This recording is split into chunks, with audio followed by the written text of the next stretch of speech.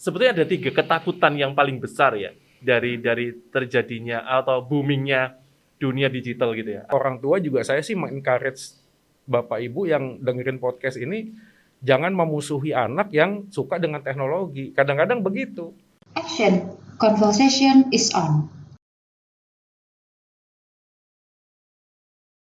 Ya, halo Sobat Podcast semua, selamat datang di Pragbun Podcast is not just only conversation. Ya, saat ini kita akan berbicara mengenai hal yang lagi tren gitu ya. Kita bicara ngobrol dan terima kasih juga udah hadir bersama saya di sini di ujung Zoom, Pak Ridwan Sanjaya.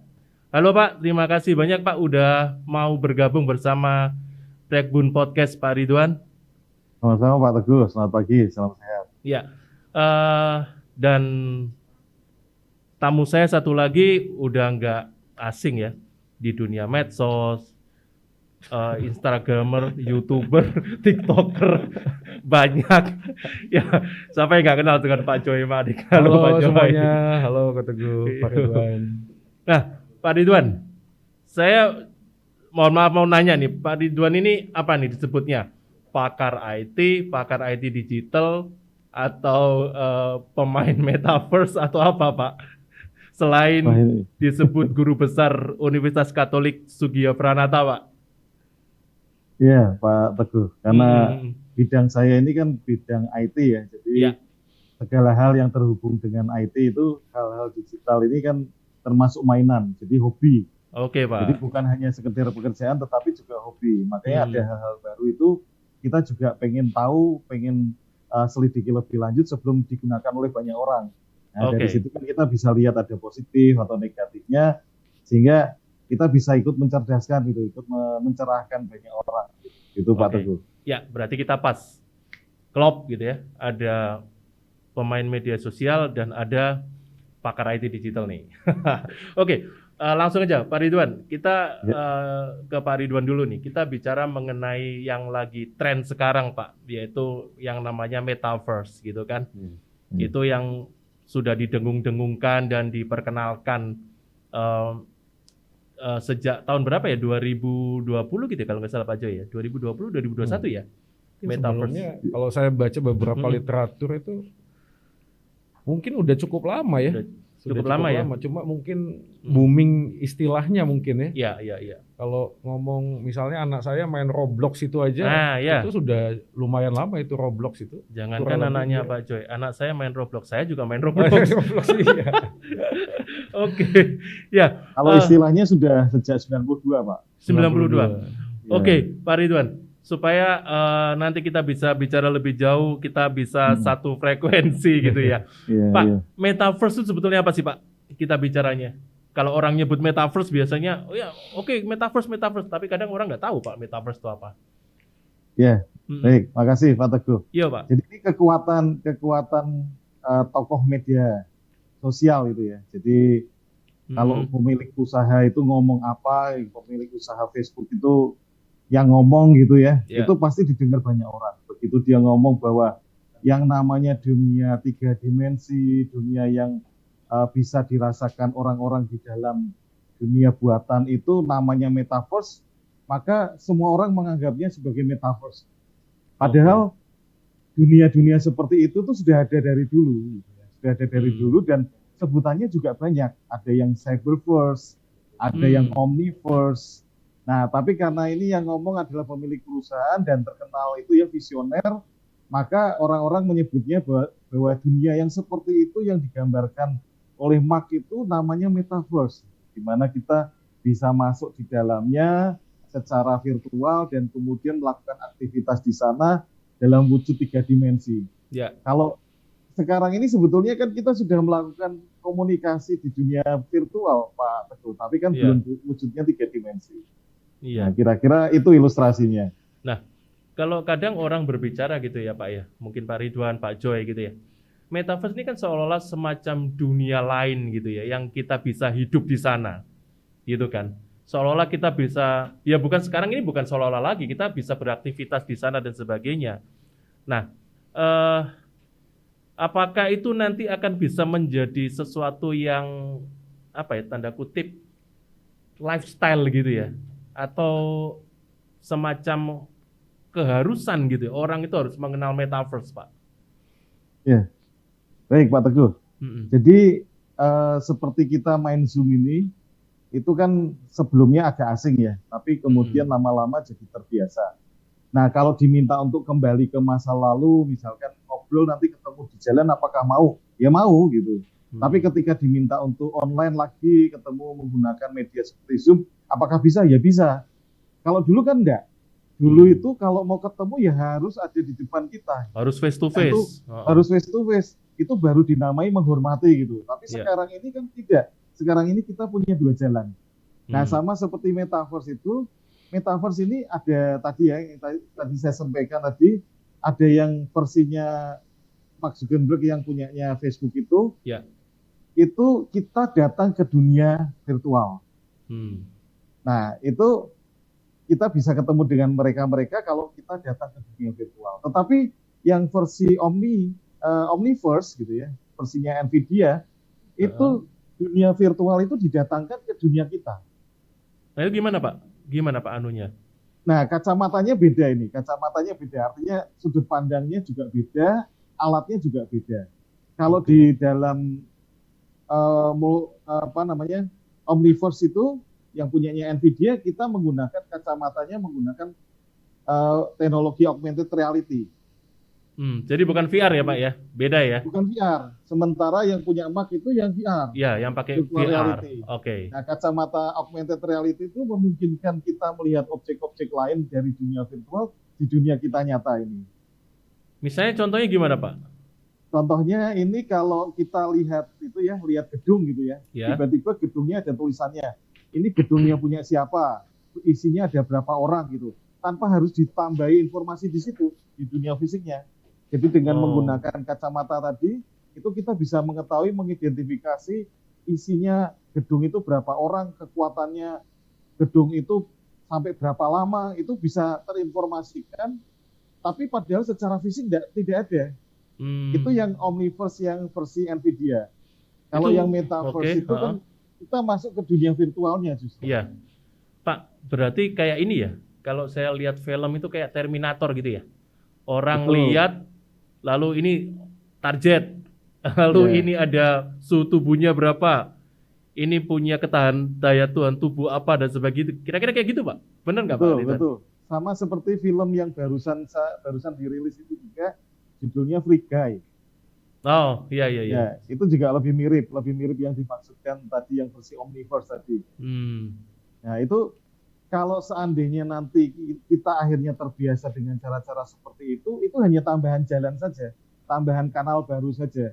Kalau nantinya kita mau berhubungan, tidak memungkinkan kita ketemu secara langsung, ya sudah kita tinggal pilih yang metaverse gitu.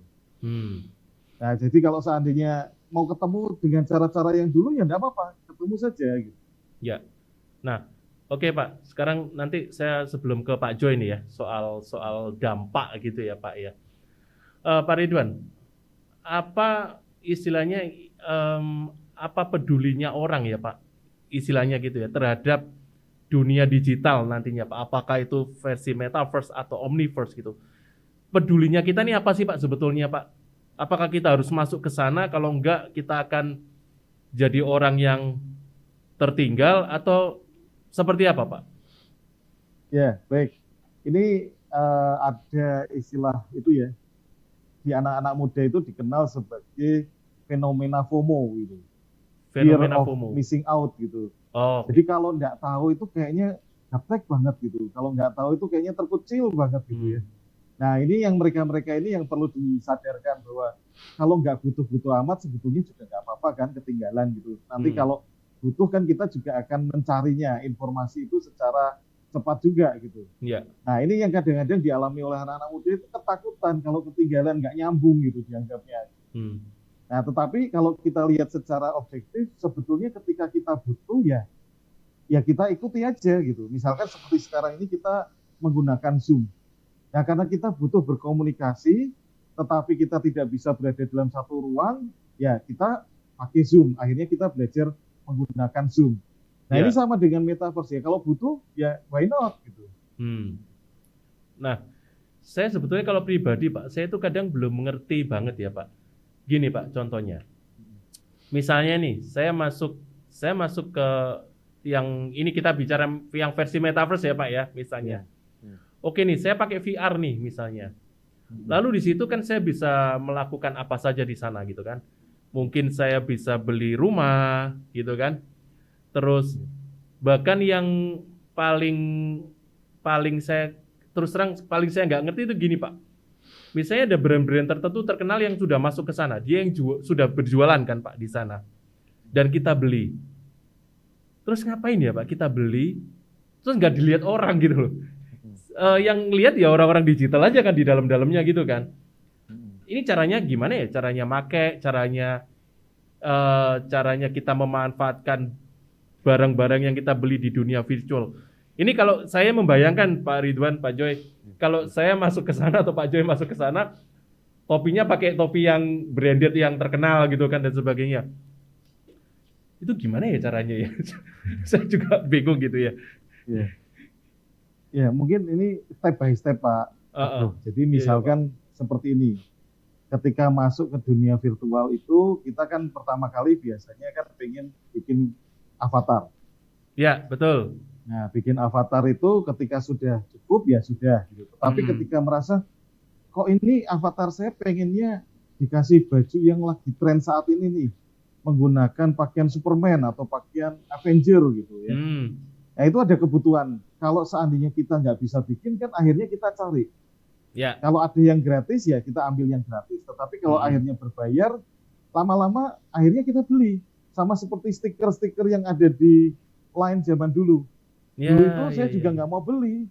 Tetapi ketika gambarnya bagus-bagus kan kita beli akhirnya gitu. Iya. Mau nggak mau terpaksa beli gitu ya.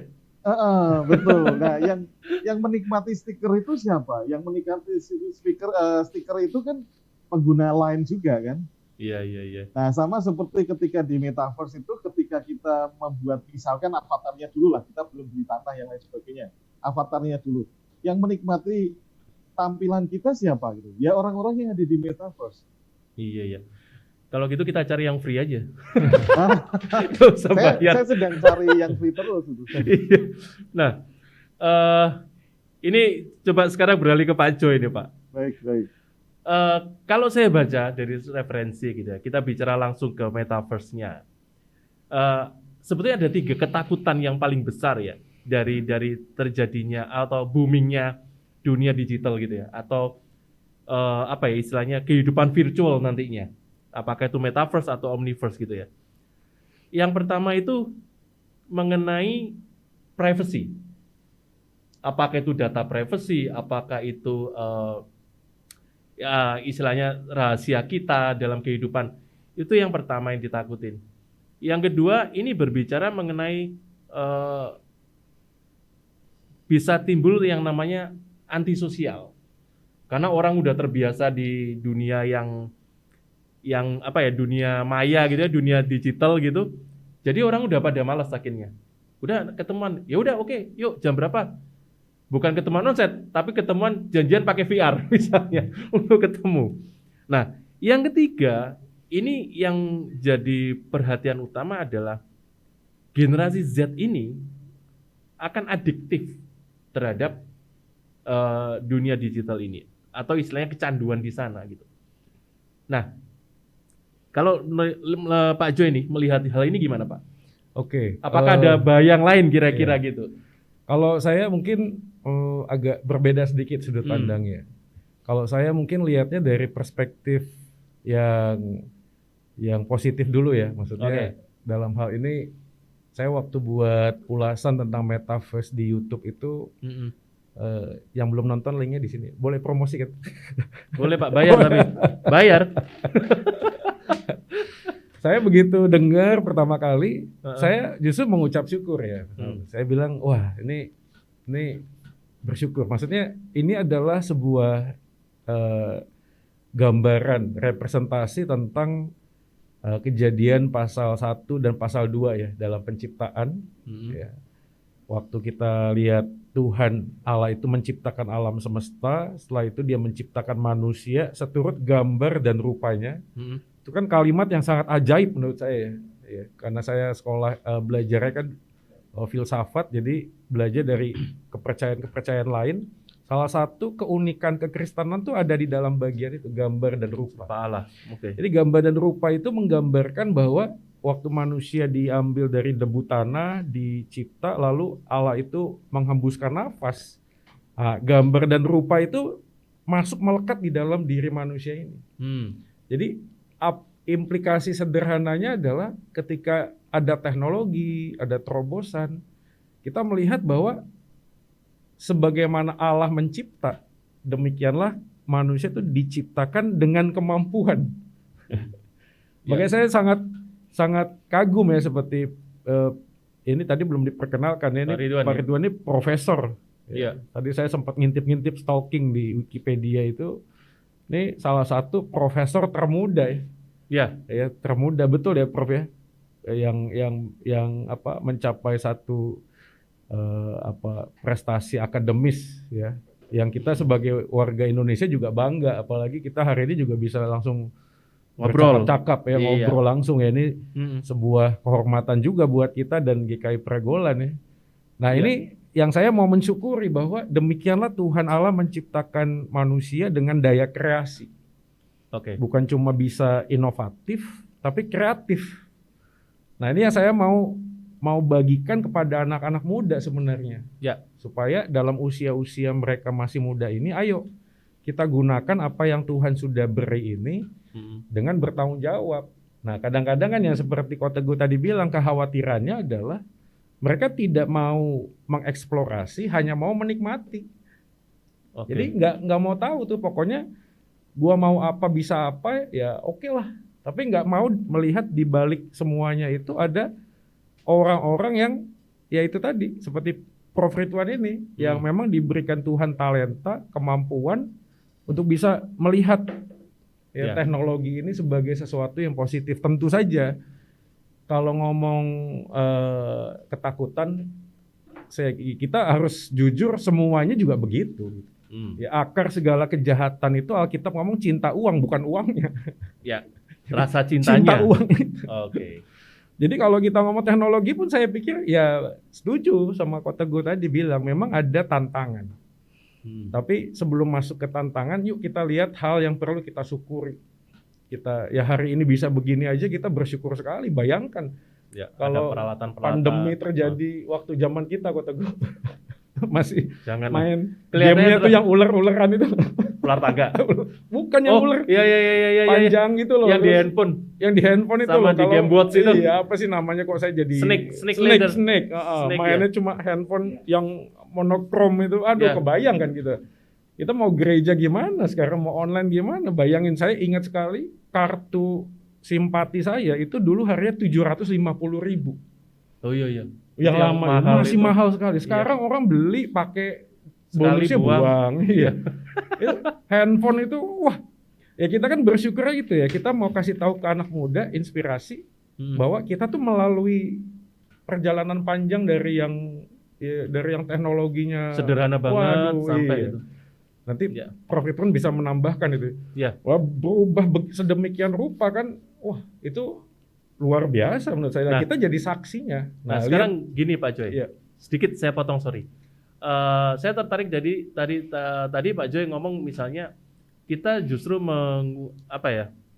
men-trigger gitu ya anak-anak muda gitu, walaupun kita ini nggak terlalu tua gitu ya. Saya sendiri. Enggak lah, masih muda lah. Iya, supaya nggak ini ya, supaya nggak berpikir tua banget nih. Nggak. Berpikir tadi Pak Joy mengatakan bagaimana kita bisa men-trigger nih teman-teman pemuda, teman-teman remaja gitu kan ya, yang notabene mereka sekarang sudah banyak bergelut gitu ya di dunia digital gitu. Tanda kutip tadi kalimat kreatif gitu atau berkreativitas di sana. Nah ini apa yang harus dilakukan? Karena begini Pak Joy, saya tambahan sedikit aja. Mungkin mereka bisa berkreativitas misalnya, kalau pandangan saya nih, mungkin Pak Joy nanti bisa, atau Pak Ridwan bisa kasih yang lebih banyak gitu ya. Yang sederhana aja, misalnya kita jualan gitu ya. Jualan online gitu kan, sekarang banyak kan gitu kan. Tapi lama-kelamaan nanti mereka akan berpikir, gampang ya cari uang ya. Gampang nih duitnya nih, dapat nih. mindsetnya akan berubah. Ya. Kreativitas itu akan menjadi motivasinya jadi berubah nih, bukan hal yang untuk menggali lagi, tapi ya udah saya jualan aja sekarang, sekolah males misalnya gitu sebagainya, atau nyambi gitu ya. Iya. Nah, kira-kira gimana Pak? Ya, memang kalau dari sudut pandang saya tidak Hmm. bisa dipungkiri teknologi ini kan dibuat dengan sebuah maksud lebih mudah ya, membuat hal yang lebih, kalau bahasa zaman kitanya itu lebih pragmatis. Ya. Nah ini kita, kalau saya ya tadi juga sempat di luar frame ini kan kita ngobrol-ngobrol juga, ini siswa ini sebenarnya malas atau memang menjadikan pandemi sebagai alasan, jadi akhirnya ya itu memudahkan itu. Ya. Ya, apalagi Gozali Effect itu ya, terakhir yang luar biasa ya. Yang jual Iya. selfie-nya itu. Selfie-nya Di sampai NFT itu. ya jujur aja flexing. Ya. Ya, Bapak yang inisial I sama DS itu kan itu juga memberi influence sangat besar. Saya tidak bisa membayangkan dia bisa flexing kalau tidak ada teknologi. Gimana mau flexingnya? Tapi karena semuanya dibuka kan, TikTok dibuka, Instagram dibuka, viewernya, likes-nya berapa itu, dia bisa, saya beli Lambo nih berapa 9 miliar bungkus gitu. Ya. Saya beli 2 langsung bungkus kan gitu. Kan orang ya tadi Kota gue itu bilang. Nah inilah sebenarnya juga ya kalau ngomong PR, semua orang punya PR itulah. Ya. Termasuk orang tua juga, saya sih mengencourage Bapak Ibu yang dengerin podcast ini jangan memusuhi anak yang suka dengan teknologi. Kadang-kadang begitu. Kadang-kadang kita cuma kasih perintah jangan, karena kita kan bukan native ya. Kita lahirnya kan di zamannya bukan digital. Sedangkan mereka begitu lahir iPad muncul. Ya. Lah anak saya aja tidurnya pakai iPad itu dengerin lagu-lagu. Oh, kirain bantalnya pakai iPad, Pak. Lo anak saya umur 3 tahun itu langsung bisa buka sendiri loh, sudah ngerti loh. Makanya. Karena pakai lambang-lambang kan, Iya. YouTube lambangnya ini, dia lihat kakaknya mungkin. Iya, Nah, iya. yang gini kan jangan dimusuhi, tapi Atau jangan dilarang gitu, atau Iya, jangan betul. dibatasi. Main bersama, baru kita perhatikan apa. Nah dari situ kita bisa kasih masukan. Ya Oke. kadang-kadang kan penerimaan ya seperti Tuhan lah. Tuhan juga kan menerima kita dengan segala kelemahan kita. Ya. Tapi Tuhan juga membantu kita untuk menjadi orang lebih baik. Ya. Tapi diterima dulu. Kalau cuma jangan ini, jangan itu, wah kita juga capek ya. Ikut Tuhan kok kayak gini gitu. Tapi kalau kita tahu Yesus sudah datang jadi manusia supaya ngerti. Oke. Oh dia pergumulannya sama nih. Baru dia ngomong. Itu lebih enak. Jadi Lebih sudah dalam artian sepemahaman Iya. gitu ya. Nah kalau kita sebagai gereja dan dosen ya memang fungsi edukasi. Nah, oke. Kita bicara edukasi nih ke Pak Ridwan nih kira-kira Pak. Pak, banyak nggak Pak sekarang Pak? Kalau misalnya Pak Ridwan nggak tahu, apakah Pak Ridwan pernah survei atau enggak gitu ya? Kira-kira orang yang bukan generasi Z lah, ya istilahnya orang-orang tua lah Pak. Itu banyak nggak Pak sih yang dia nggak gaptek gitu Pak? Atau banyak justru orang tua yang gaptek yang seperti tadi Pak Joy katakan Pak. Ketika melihat anaknya otak-atik gadget gitu, dikira istilahnya apa ya, ngegame doang gitu ya Pak ya. Lalu dilarang dan sebagainya sehingga banyak timbul konflik di sana. Ada gap antara anak dan orang tua. Kalau Pak Ridwan lihatnya gimana Pak? Sebelum Pak Ridwan ya, maaf ya Pak Ridwan ya. Mungkin saya tambahin supaya nanti jemaat juga nggak bingung. Saya bukan ngomong terus anak dibiarkan. Oh iya. supaya clear. Tetap Ya. dikasih batasan, dikasih rules tetap. Tapi ya kita jangan memberi perintahnya itu otoritarian, nggak boleh. Tapi coba lihat dulu, pahami apa yang ada. Seperti itu aja sih. Ya. Thank you, Pak Teguh. Silakan. Oke. Ya Pak Ridwan. Baik Pak Teguh. Pada prinsipnya itu manusia itu selalu takut dengan hal baru ya. Jadi kalau kita lihat dari beberapa cerita sejarah itu kan begitu api menyambar pohon gitu ya, kemudian dianggap itu Tuhan, gitu ya. Karena takut ini sesuatu yang baru. Begitu orang lihat ada kereta besi, dianggap itu sebagai ular raksasa dari barat gitu ya. Nah, melihat juga handphone gitu ya, orang-orang jadi mulai ketakutan bahwa ini handphone ini akan merusak. Gitu. Karena di zaman mereka tidak. Nah kemudian akhirnya muncul dugaan-dugaan seperti tadi, ini nanti bahaya, wah ini nanti ada itu kemungkinan membuat kita terdorong untuk berbuat jahat. Ya. Padahal itu seperti tadi yang Pak Joy ceritakan itu, seringkali kita melihat masa lalu juga. Gitu ya. Jadi kalau orang yang pamer di zaman dulu itu apakah ada? Ada gitu. Orang yang sok kaya di zaman dulu ada nggak? Ada gitu. Iya. Penipu di zaman dulu ada nggak? Ada. Pencuri data zaman dulu ada gitu. Mm-mm. Cuma dengan teknologi ini kan kita di-emphasize gitu ya, diperbesar Mm-mm. baik itu dari sisi dampaknya maupun dari sisi itu luaran coverage-nya gitu. Iya. Jadi kalau dulunya hanya bisa orang kampung, hanya orang kota gitu ya. Sekarang ini bisa seluruh nasional, seluruh Indonesia tertipu gitu. Hmm. Nah, ini yang kadang-kadang membuat orang jadi takut. Wah, ini barang baru ini bisa bikin celaka apa gitu ya. Makanya beberapa orang tua itu cenderung untuk menolak terlebih dahulu. Bahkan ada beberapa yang kemudian seringkali juga menghubung-hubungkan dengan kemanusiaan. Wah, ini nggak manusia gitu. Nah, padahal kita ini yang menggunakan kan juga manusia. Manusia. Nah, tapi sudut pandangnya kan agak berbeda. Nah, orang-orang tua apakah kemudian tidak menggunakannya? Memang kecenderungannya lebih lambat dibandingkan yang muda-muda. Karena yang muda-muda ini kan lahir langsung tahu teknologi. Tinggal jauh lebih mudah untuk beradaptasi. Tetapi di dalam masa pandemi ini kecenderungannya meningkat. Para orang tua ini mulai menggunakan teknologi ini mulai bertambah. Kalau dari data yang disampaikan oleh Hootsuite ya, yang menunjukkan pengguna internet di Indonesia ada berapa, kemudian persentase dari setiap usia itu ada berapa penggunanya, itu menunjukkan bahwa para orang tua ini ternyata sudah mulai menggunakan teknologi meskipun tidak semasif yang anak-anak muda. Contohnya apa? Contohnya kalau sekarang ini orang-orang lihat YouTube itu kan sudah biasa para orang tua ini. Dulunya enggak. Jadi kalau dulu itu mulai nonton dari WA dulu. Oh, ada video dari WA. Lama-lama cari sendiri. Apalagi di masa itu ya, Pilrek itu wah kenceng banget itu kalau nonton YouTube itu. Nah, dari situ kita bisa terbayang bahwa sebetulnya orang-orang tua itu ya punya kecenderungan untuk up to date dengan teknologi meskipun kecepatannya lambat. Gaptek ya masih banyak, tetapi bergesernya waktu, bergesernya generasi, ya makin lama makin hilang persentase itu karena yang generasi-generasi tertua kan sudah mulai tersingkir. Iya.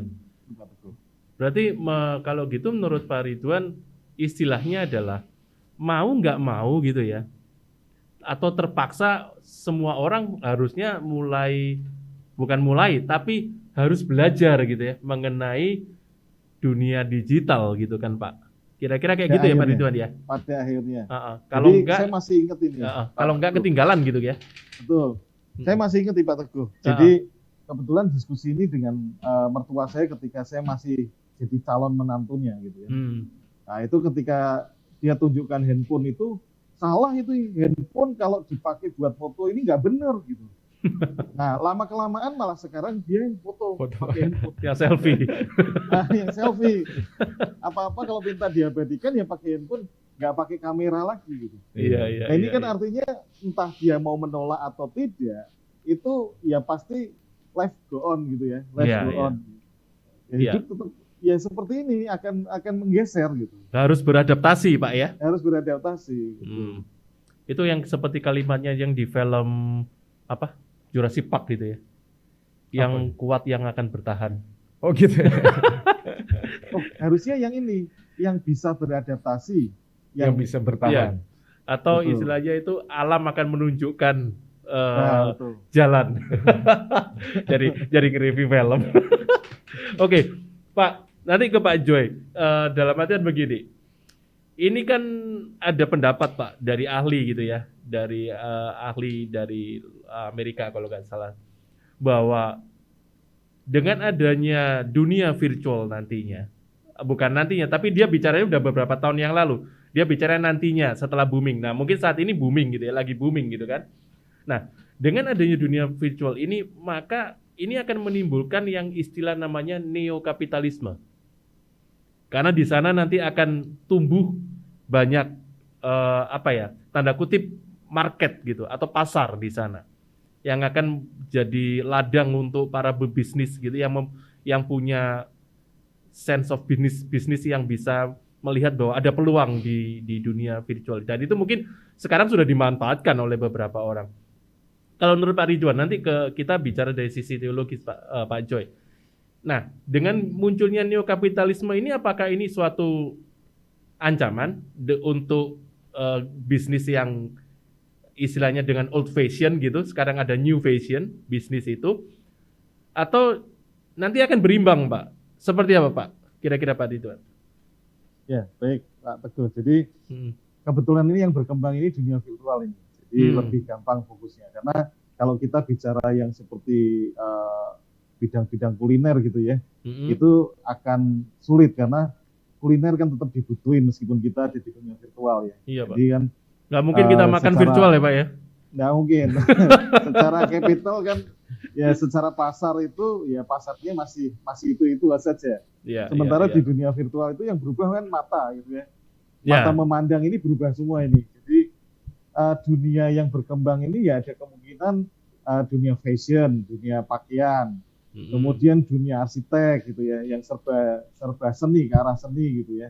Kemudian nanti pada akhirnya ada ini saya juga sedang melihat bahwa kemungkinan coupling-couplingan tanah virtual iya itu Pak. Itu juga ada kemungkinan ketika ya sama sebetulnya Pak Teguh kalau kita lihat di e-commerce ya. Di e-commerce itu kan pada akhirnya ketika seseorang sudah berhasil maka dia bayar. Dia bayar untuk tokonya gitu. Tokonya padahal kan nggak ada itu. Tokonya virtual. Tokonya kan hanya di hard disknya server penyelenggara gitu kan.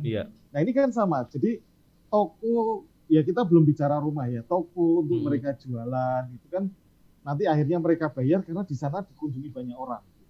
Kenapa kok orang mau ke Tokopedia? Ini nyebut merek nanti ditarik aja biaya. Terus kenapa kok Bukalapak? Kenapa kok ke Shopee? Karena pada dasarnya mereka sudah berhasil mendatangkan orang-orang. Nah kalau kemudian berhasil mendatangkan orang kan berarti tercipta kebutuhan. Nah kalau di situ kemudian dia berusaha kan dicas atau dia harus bayar kan memang dimungkinkan. Nah kalau itu saya kira kalau kita lihat sama-sama itu justru tidak merusak alam toh. Gitu. Nah padahal kalau kita ini berdagang di dunia nyata gitu ya, ini nanti akan ada kebutuhan untuk membangun rumah, membangun toko, kemudian juga jualannya misalkan jualan harus pakai baju itu kan berarti bajunya itu dari benang itu yang berarti dari hutan dan lain sebagainya. Itu kan berarti ada sumber daya yang kemudian akhirnya tereksploitasi. Sementara di dunia virtual ini kan tidak gitu. Nah ini kan ada sisi positifnya juga, memang akan tercipta satu market yang mungkin kita tidak pernah duga sebelumnya. Ini muncul kapitalisme baru, tapi ada sisi yang lain juga bahwa dunia ini meskipun dengan kapitalisme baru, tetapi ada sisi positifnya, lingkungannya masih tetap terjaga. Tapi itu bukannya bergeser Pak Ridwan? Istilahnya, iya, sorry Pak Ridwan. Artinya apakah itu strateginya nggak bergeser sekarang gitu dari strategi marketingnya gitu kan? Kalau dulu mereka bisa banyak berkutat di dalam marketing dengan dengan cara manual gitu istilahnya.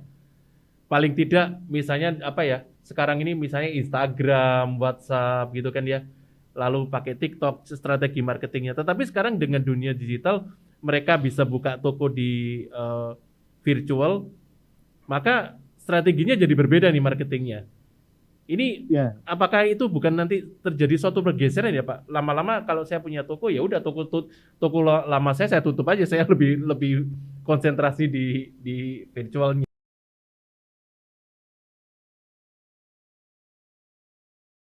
Tapi bayangkan pakai Nike, kemudian sepatunya hanya ada di dunia virtual. Beberapa orang mau, beberapa orang bahkan dengan sukarela beli. Apakah gereja itu perlu untuk masuk ke metaverse?